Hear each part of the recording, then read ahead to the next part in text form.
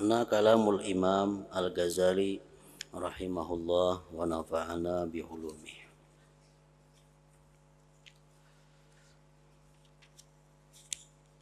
Penjelasan jalan-jalan fikir.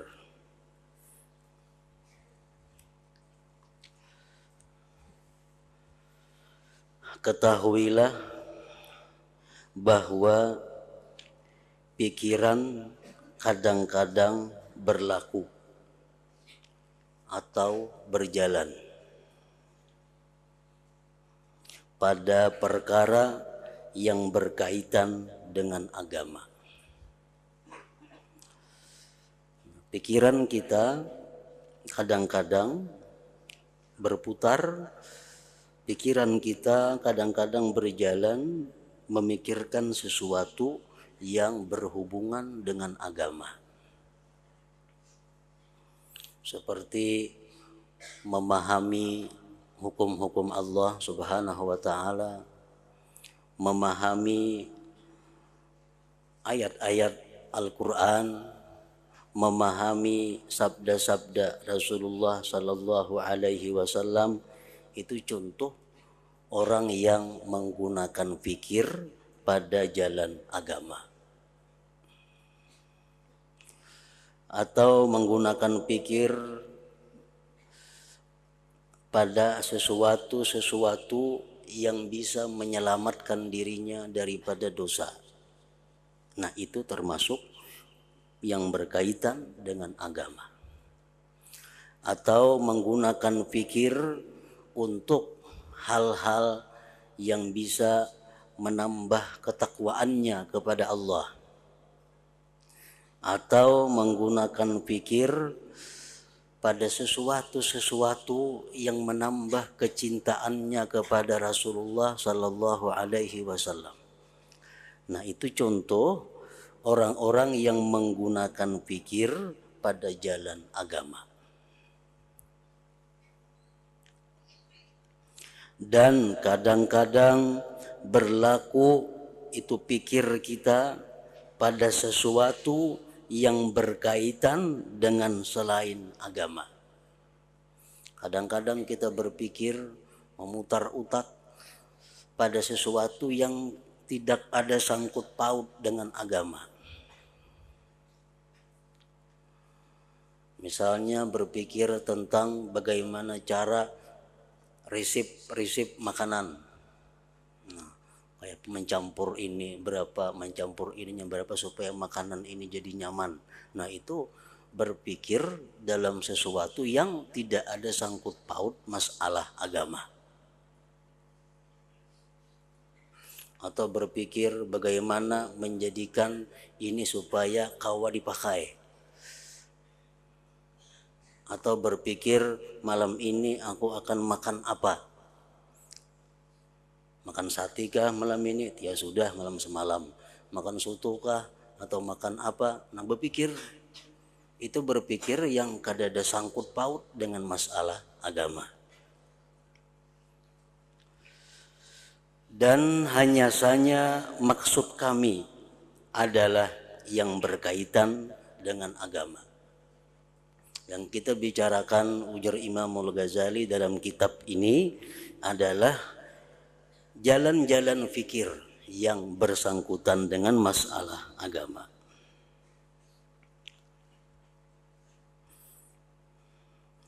Dan hendaklah kita tinggalkan bagian yang lain yang kada hubungannya masalah agama, ditinggalkan, kada dimasukkan di dalam kitab ini.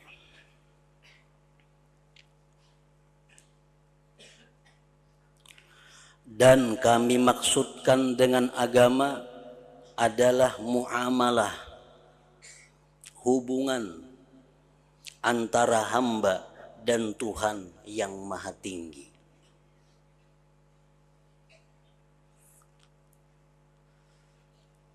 Memikirkan hubungan kita dengan Allah itu adalah termasuk memikirkan masalah agama.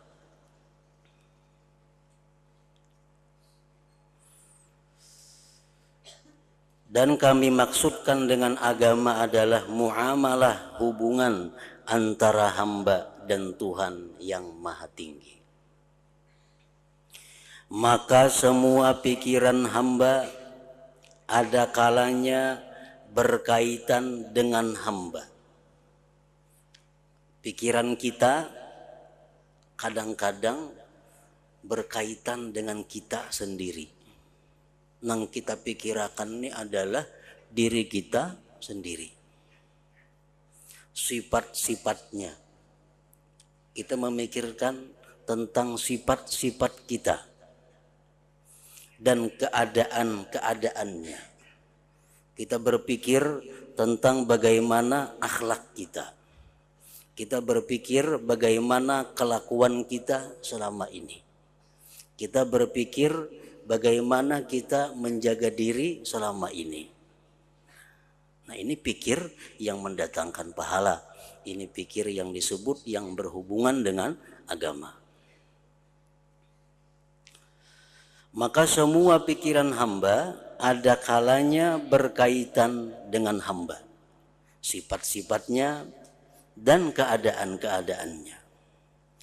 Dan ada kalanya pikiran kita itu berkaitan dengan Tuhan yang disembah. Sifat-sifatnya dan perbuatan-perbuatannya. Kita memikirkan sifat-sifat Allah, kita memikirkan perbuatan-perbuatan Allah, kita memikirkan hukum-hukum Allah. Itu pun termasuk berpikir di jalan agama. Nah, tidak mungkin keluar dari dua bagian ini. Bagian pertama, kita memikirkan diri kita. Bagian yang kedua, kita memikirkan Tuhan yang kita sembah. Nah, jadi berpikir yang dikatakan termasuk dalam agama kada terlepas daripada dua tadi.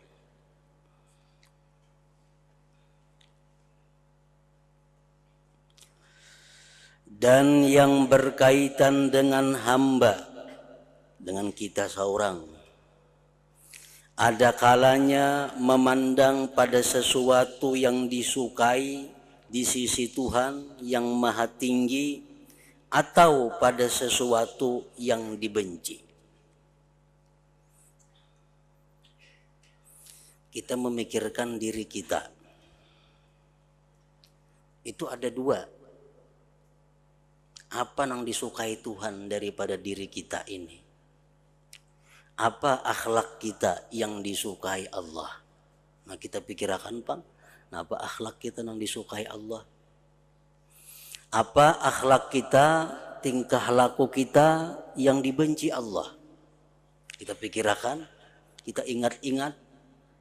Napa kelakuanku yang dibenci Allah? Napa kelakuanku yang disukai Allah? Nah, jadi untuk ke diri kita, dua itu yang dipikirkan. Memikirkan apa yang ada pada diri ini yang disukai Allah, dan memikirkan apa pada diri ini yang dibenci, dimurka oleh Allah Subhanahu wa ta'ala. Dan tidak ada hajat, tidak ada keperluan kepada pikir pada selain dua bagian ini. Itu aja yang dipikirkan untuk diri.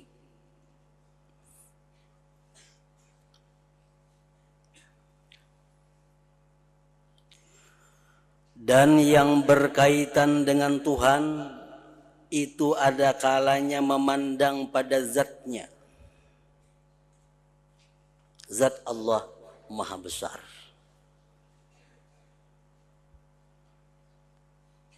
Daripada besarnya zat Allah sehingga kada mampu untuk dijelaskan. Karena maha besar. Sifat-sifatnya dan nama-namanya yang bagus, Asmaul Husna. Dan ada kalanya pada perbuatan-perbuatannya Allah, kerajaannya malakutnya, dan semua yang ada di langit dan di bumi dan di antara keduanya. Nah, jadi untuk berpikir yang ditujukan kepada Allah, yang dipikirkan adalah sifat-sifatnya, nama-namanya yang bagus, kemuliaan kebesaran zatnya, perbuatan-perbuatannya, kerajaannya, dan makhluk-makhluk yang lainnya.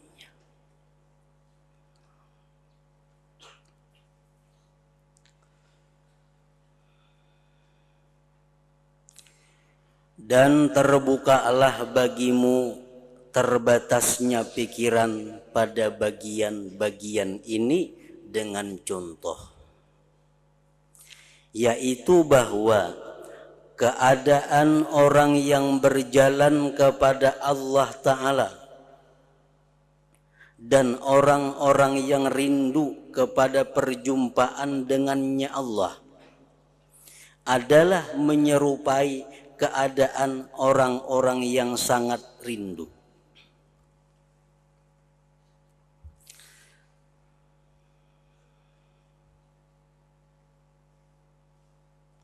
Nah, seorang salik itu disebut orang yang berjalan menuju Allah.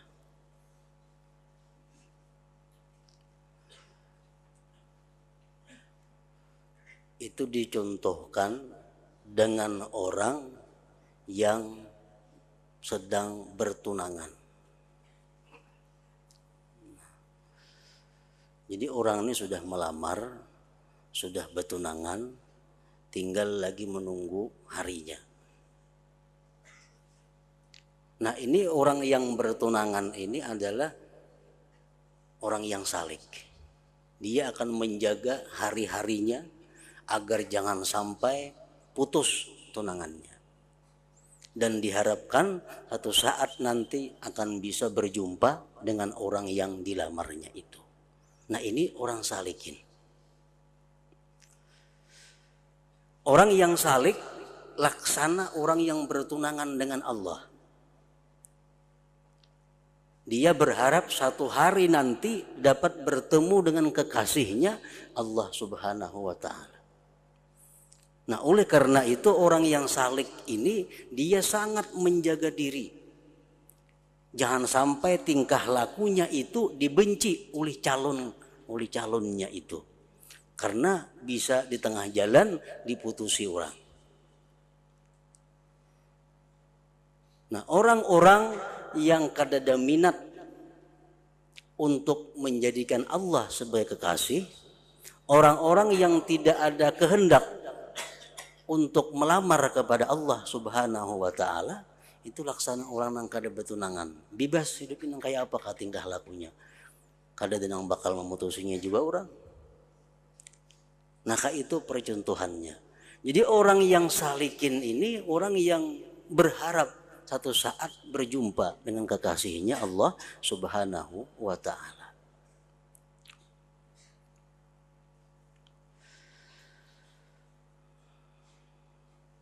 Bahwa keadaan orang yang berjalan kepada Allah Ta'ala dan orang-orang yang rindu kepada perjumpaan dengannya adalah menyerupai keadaan orang-orang yang sangat rindu.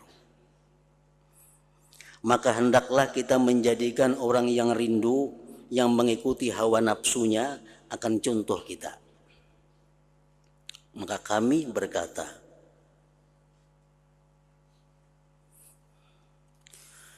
orang yang rindu, yang tenggelam cita-citanya dengan kerinduannya itu tidak melampaui pikirannya dari berkaitan dengan orang yang dirindukannya atau berkaitan dengan dirinya sendiri. Orang yang merindukan seseorang, pikirannya hanya ada dua. Pertama, nang dipikirkannya orang yang dirindukannya. Yang kedua yang dipikirkannya adalah dirinya sendiri. Orang lain kada kau masuk pikirannya.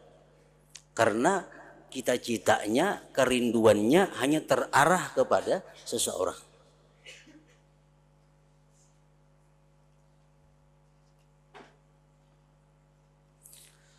Kalau ia berpikir pada orang yang dirindukannya, maka ada kalanya ia berpikir tentang kecantikannya dan bagus bentuknya pada dirinya, agar ia merasa nikmat dengan berpikir padanya dan dengan menyaksikannya.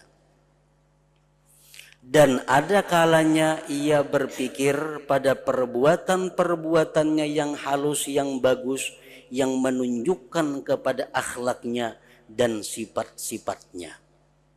Agar demikian itu melipat gandakan kelezatannya dan memperkuat kecintaannya. Nah, kalau kita merindukan seseorang, bila kita memikirkan seseorang itu hanya dua pikiran kita. Pertama yang kita pikirkan adalah keelokannya, kebagusannya, jasmaninya. Yang kedua yang kita pikirkan adalah sopan santunnya, tata keramanya, kebaikan akhlaknya. Nah, itu sudah jelas.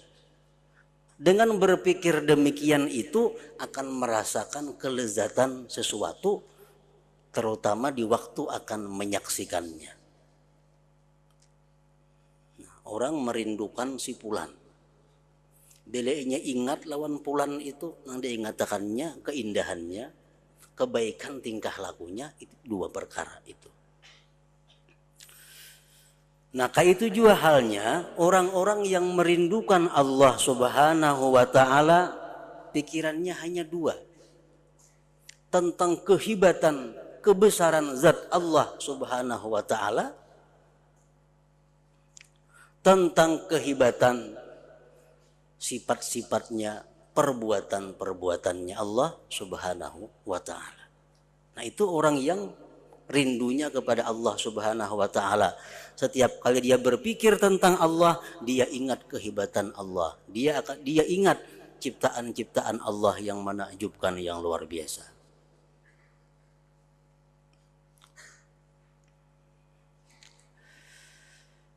Nah, kalau ia berpikir pada dirinya sendiri, orang yang merindukan nih, kalau ia berpikir tentang dirinya, maka pikirannya itu pada sifat-sifatnya yang dapat menjatuhkannya di mata orang yang dicintainya.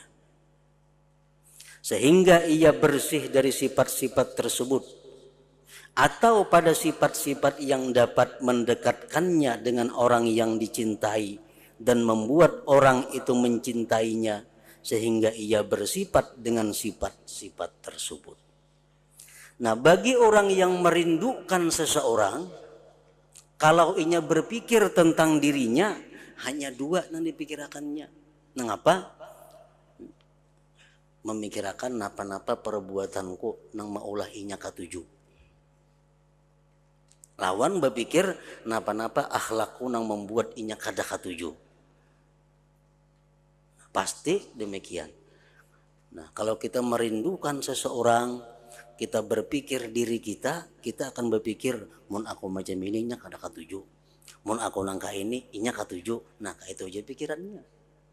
Nah, itu juga orang yang merindukan Allah Subhanahu wa ta'ala, bila dia berpikir tentang dirinya hanya dua pikirannya. Kelakuanku macam ini disukai Allah, kelakuanku nangka ini bisa dihukumnya oleh Allah, bisa diputusinya oleh Allah Subhanahu wa ta'ala. Kalau ia berpikir tentang sesuatu yang keluar dari bagian-bagian ini, maka demikian itu adalah keluar dari batas kerinduan. Kalau ini memikirkan lain pada nang 4 macam tadi, memikirkan usaha, nah ada saat itunya sudah kada rindu lagi. Memikirkan tentang yang lain, berarti kada rindu lagi dengan orang yang dirindukannya itu. Dan itu adalah suatu kekurangan padanya. Karena kerinduan yang sempurna adalah yang menenggelamkan orang yang rindu dan menyempurnakan hati, sehingga ia tidak meninggalkan padanya tempat yang lapang bagi orang lain. Orang yang benar-benar merindukan sesuatu itu dalam hatinya kada ada tempat lain selain orang yang dirindukannya itu. Nah, maka orang yang mencintai Allah itu semestinya bahwa ia seperti yang demikian. Maka ia tidak melampaui pandangannya, pikirannya dari yang dicintainya. Orang yang mencintai Allah Subhanahu wa ta'ala, pikirannya hanya terbatas pada yang tadi. Bila dia ingat Allah, dia ingat kehebatan, keelokan, keindahannya. Bila dia ingat lawan dirinya, dia berpikir kayak apa cara supaya diketujui oleh Allah Subhanahu wa ta'ala.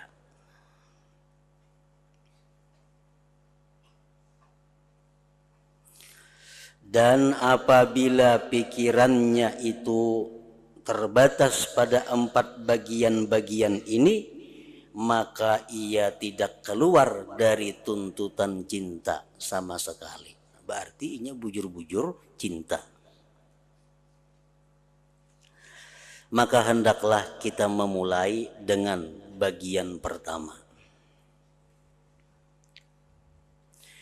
yaitu berpikirnya pada sifat-sifat dirinya dan perbuatan-perbuatan dirinya, agar dibedakan yang dicintai daripadanya dari yang tidak disukai.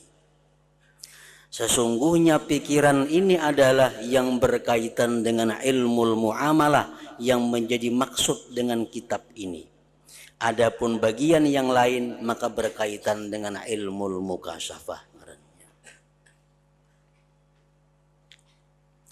Kemudian tiap-tiap satu dari yang tidak disukai di sisi Allah atau yang dicintai itu terbagi kepada zahir, seperti perbuatan-perbuatan taat dan perbuatan-perbuatan maksiat. Dan kepada batin seperti sifat-sifat yang menyelamatkan, ikhlas, syukur, tawakal, ridha, dan yang membinasakan yang tempatnya adalah hati, riya, sombong. Dan telah kami sebutkan uraiannya pada rubuh yang membinasakan dan menyelamatkan dan taat. Dan perbuatan maksiat itu terbagi kepada yang berkaitan dengan anggota-anggota tubuh yang 7. Anggota tubuh yang 7, 2 tangan, 2 kaki, mata, telinga, lisan. Nah, 7. Dan kepada yang dihubungkan kepada seluruh badan, seperti lari dari barisan perang, durhaka kepada kedua orang tua, berdiam di tempat yang haram. Itu contoh dosa yang seluruh tubuh. Kalau kita memandang yang haram, dosa mata. Berkata dusta, dosa mulut.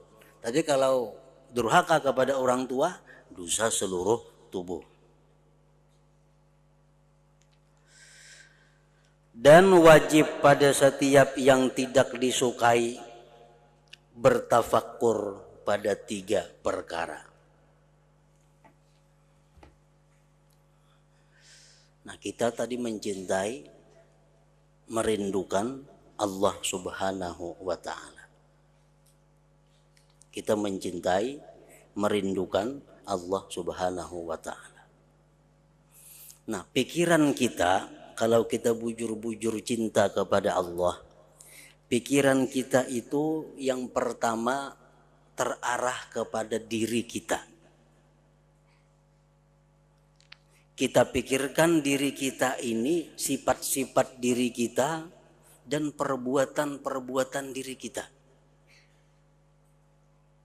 Yang mana yang dicintai Allah, yang mana yang dibenci Allah dari perbuatan diri kita, sifat diri kita.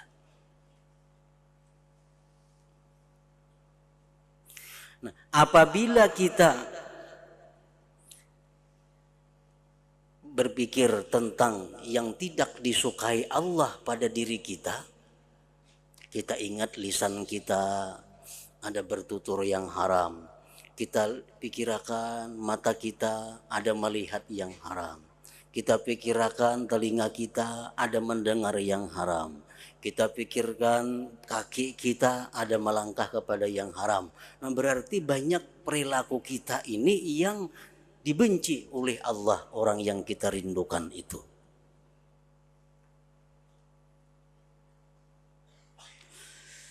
Nah, satu bertafakur pada perbuatan itu. Kita bertafakur kepada perbuatan kita. Apakah dibenci menurut Allah atau tidak? Kita pikirkan, Bang, perbuatan kita selama ini dibenci Allah atau kada?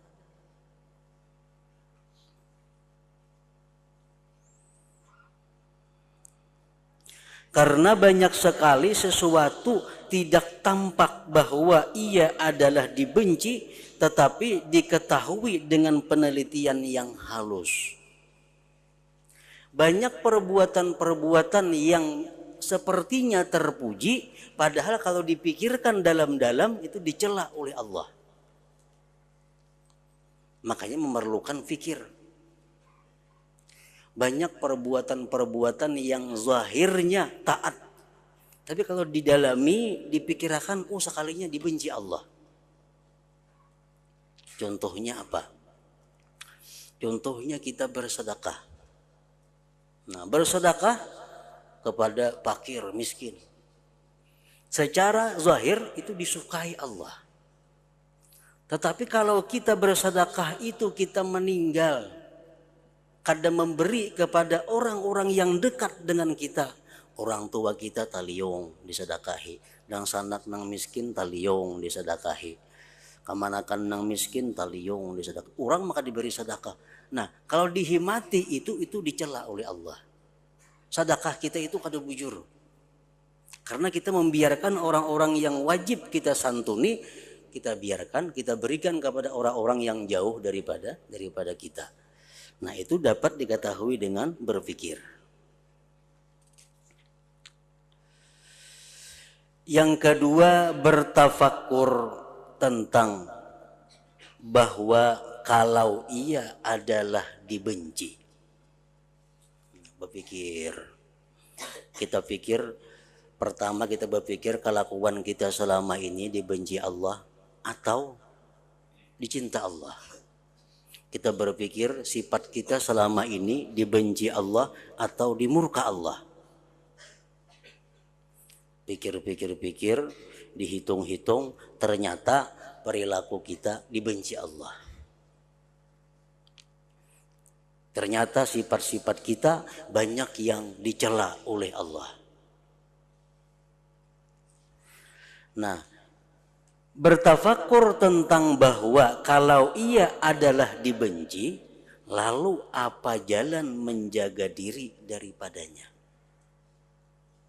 Kayak apa caranya supaya aku bisa merubah perilaku yang dibenci Allah ini menjadi perilaku yang dicintai oleh Allah? Nah, dipikirkan itu kayak apa caranya supaya perilaku nang kada baik ini bisa menjadi yang dipuji oleh kekasih Allah Subhanahu wa taala.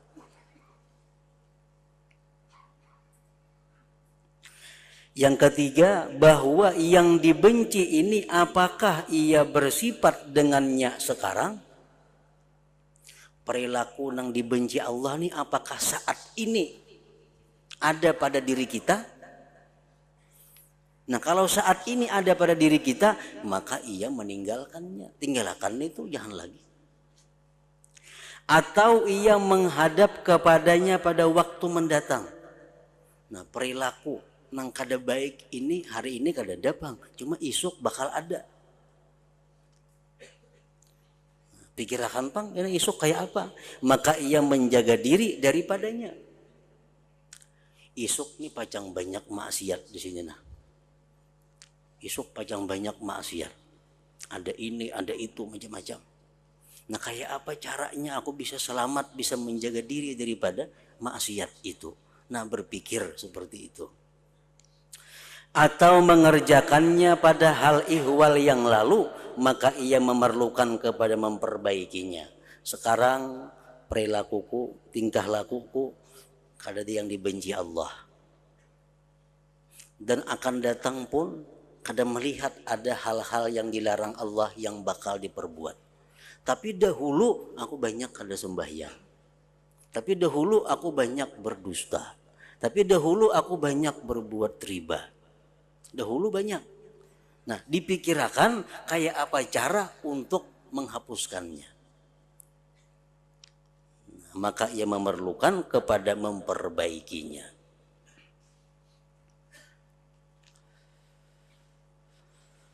Nah, begitu pula masing-masing dari segala yang dicintai terbagi kepada pembagian-pembagian ini.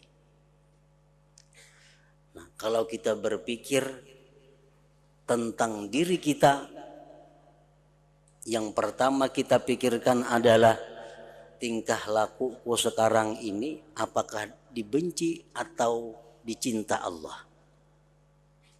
Itu yang pertama dipikirkan. Apakah akhlakku selama ini tergolong orang yang dibenci Allah atau akhlakku saat ini disukai Allah? Itu yang pertama dipikirkan bila kita memikirkan diri. Oh, ternyata tingkah laku akhlakku ini banyak nang kada baik. Nah, bila sudah kita menetapkan bahwa tingkah laku kita banyak nang kada baik, itu kayak apa cara jalannya untuk memperbaiki. Nah, begitu pula masing-masing dari segala yang dicintai Allah Subhanahu wa ta'ala, orang yang zat yang kita cintai. Kalau kita berpikir tentang Allah, terbagi kepada pembagian-pembagian ini juga. Pikirkan sifat-sifat Allah, pikirkan ciptaan-ciptaan Allah, pikirkan kehebatan-kehebatan yang dibuat oleh Allah. Apabila bagian-bagian ini berkumpul, maka bertambahlah jalan-jalan pikir. Kalau kita memikirkan diri kita memikirkan tentang Allah, timbulan macam-macam jalan pikir pada bagian-bagian sampai 100 macam bagian. Dan hamba itu terdorong kepada pikiran ada kalanya pada semuanya atau pada kebanyakannya.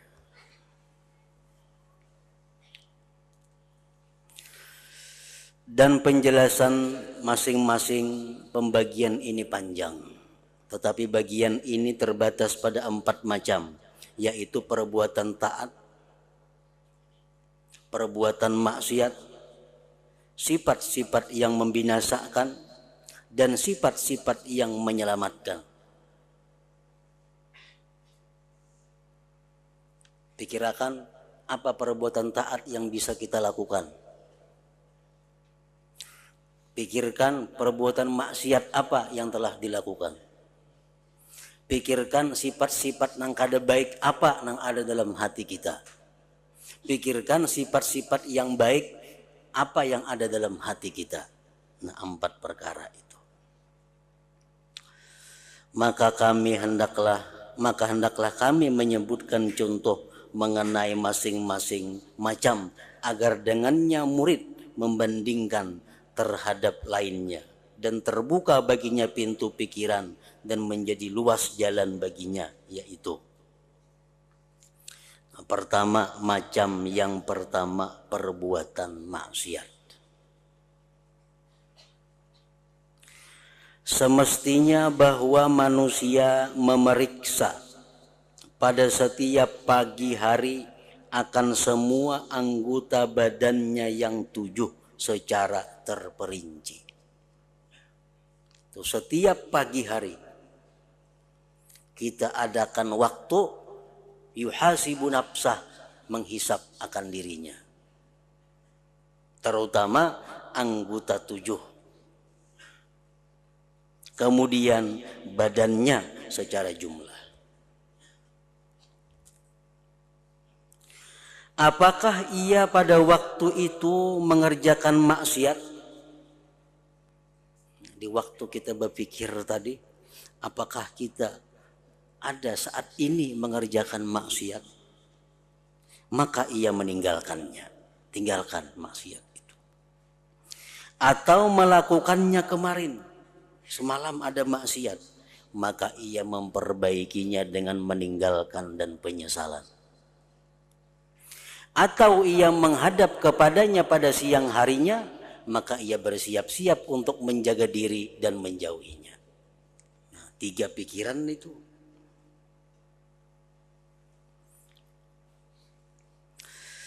Maka ia meneliti pada lisan, meneliti mulut, dan berkata, sesungguhnya lisan ini menghadap kepada ghibah, berdusta, menyucikan diri, memuji diri, menguluk-uluk orang lain, berbantah-bantahan, bersenda gurau, dan membicarakan pada sesuatu yang tidak berfaedah dan yang lain-lainnya dari hal-hal yang dibenci.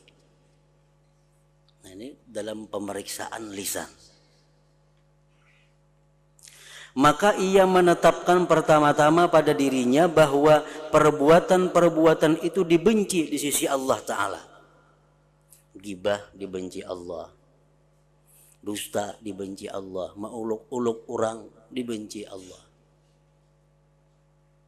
Nah, tetapkan dahulu dalam hati kita bahwa dusta, ghibah, memuji diri, menyambati orang itu dimurka Allah. Dan ia bertafakur pada dalil-dalil Al-Quran dan Al-Hadis atas kerasnya azab padanya. Kalau aku berdusta, membawaku ke neraka. Kalau aku ghibah, aku akan minta ampun kepada orang yang dighibah. Kalau kada demikian, tobat kada diterima. Kemudian ia bertafakur tentang keadaan-keadaannya, bahwa bagaimana ia datang kepadanya dengan tidak mengetahui. Nang diketahui ada sekian dosa yang dilakukan oleh lidah, belum nang kita kada tahu lagi. Kemudian ia bertafakur bagaimana ia menjaga diri daripadanya. Kayak apa caranya supaya jangan menggibah orang lagi? Kayak apa caranya supaya jangan lagi berdusta? Nah, dan ia mengetahui bahwa demikian itu tidak sempurna baginya kecuali dengan beruzlah dan menyendiri. Hendak kada menyambat orang lagi, hendak jangan berdusta lagi, hendak kada maulu-ulu orang lagi. Jalan yang pertama adalah mengasingkan diri. Oh, kada kawa mengasingkan diri, kada kawa. Atau ia tidak duduk-duduk kecuali dengan orang yang saleh, yang bertakwa, yang ingkar kepadanya manakala ia berbicara dengan yang tidak disukai Allah.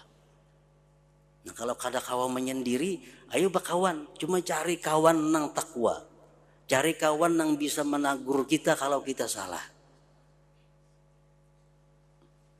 Kalau tidak, kada ada kawan yang macam itu, maka ia meletakkan batu di mulutnya supaya jangan berpandir apabila ia duduk dengan orang lain, sehingga yang demikian itu mengingatkannya. Maka begitulah tafakur pada upaya penjagaan diri. Nah, pikirkan kayak apa cara supaya bisa menjaga mulut. Dan ia bertafakur tentang pendengarannya, bahwa ia mendengarkan dengannya kepada ghibah, dusta, perkataan yang berlebihan, kepada permainan dan bid'ah. Mengata bid'ah dosa, mengucap gibah dosa, kita mendengarkan sama dosanya.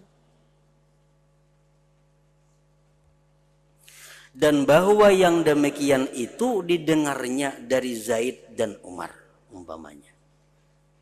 Aku bila takawan Zaid hingga menyambut orang Zaid itu. Bila takawan Umar hingga ketujuh maulu-ulu orang. Nah, kayak apa caranya supaya jangan umpat lagi mendengari macam itu? Dan bahwa ia menjaga diri daripadanya dengan mengasingkan diri atau dengan melarang perbuatan munkar.